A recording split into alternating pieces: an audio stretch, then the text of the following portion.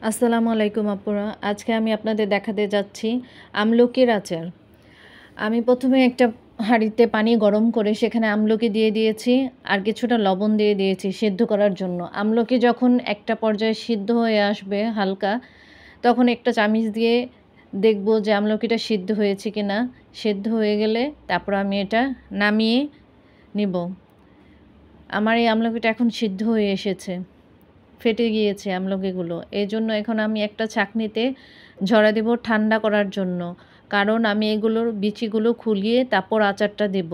এজন্য একটা ছাঁকনিতে রেখে দিলাম।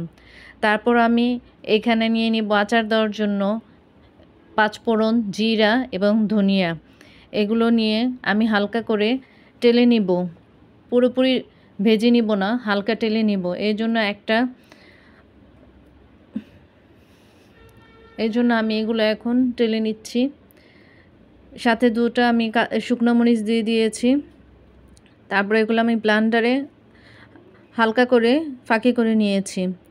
এরপর আমি খোলানো আমলকিগুলো নিয়ে নিব।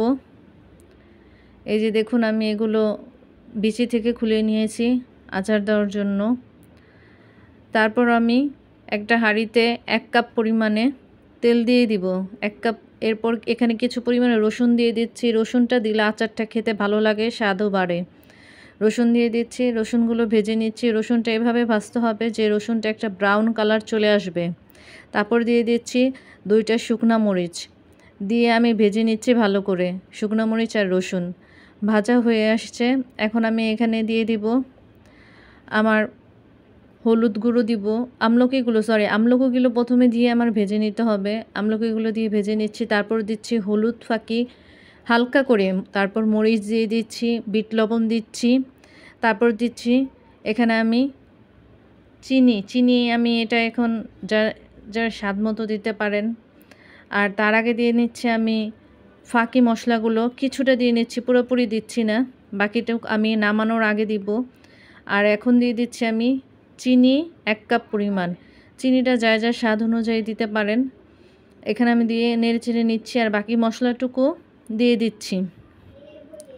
এটা যখন ভাজা ভাজা হয়ে আসবে, যখন রান্নাটা শেষ হবে, আচারটা হয়ে আসবে, তখন এই তেলটা উপরে চলে আসবে।